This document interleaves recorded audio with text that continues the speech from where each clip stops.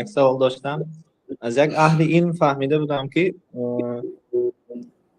کدام آدمی که اگر در تنهایی ماندگی از گناه می داشتگی تقواش نباشد، الله تعالی و بنده را به یگان عملش نمی نگرد گفته. سوالی من همین بود که همه هم به فکرم تنهایی به گناه میکند، آخر یگان کس پیش آدمان به برآمده نمی کند.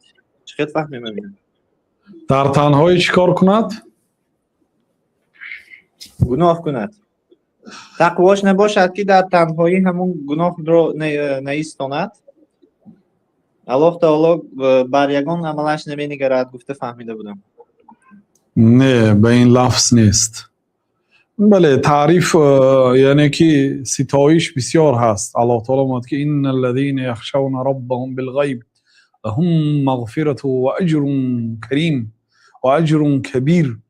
آنهایی که در غیب از الله تعالی میترسند. مثلا در یک کشور افتادید که هیچ کسی شما را نمیشناسد، هیچ کس از گناه شما آگاه نیست، با وجود همین اگه گناه نکنید. ان الذين يخشون ربهم بالغیب، آنهایی که در غیب، یعنی در غیب از نظر مردم از الله تعالی ترسند، برای این آدم ها مغفرت هست از جانب الله تعالی.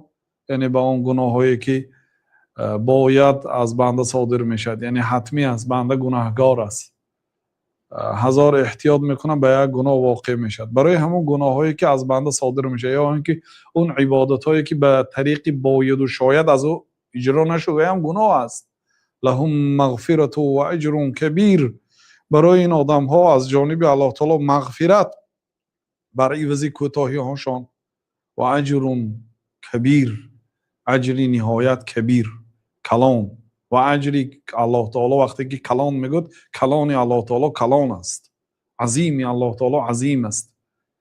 بنابراین در تنهایی، در پنهانی اگر آدم ترسد، واقعا این دلالت به ایمان او میکند. و کسی که مثلا در پیش مردم خودش به تقوا گیرد و در تنهایی گناهکار باشد، یعنی این یه نوعی درویگی هست که صحابه ها این منافقی فهمیدند و به نزد پیامبر صلی الله علیه و سلم آمده شکایت کردند. و هر حال اکن به گناهی که در حضور مردم است، گناهش عظیمتر است از آن گناهی که در پنهانی اجرا شده است. مثلا یک آدم ناسکش است، در پیش مردم ناس میکشد. یک آدم سیگارت کش است، در پیش مردم در روی آدم میکشد. گناه این آدم فرق میکنه از آن آدمی که در پنهانی حتی همسرش هم نمیداند، از همه گناهش پنهان میکنه. گناهش فرق میکند به هر حال. لیکن والله احق ان تخشاه، الله تعالی سزاوارتر است که ترسید. از این مردم میترسید لیکن از الله تعالی نمیترسید.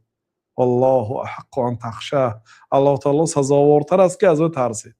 این نص آیت قرآن است. بله.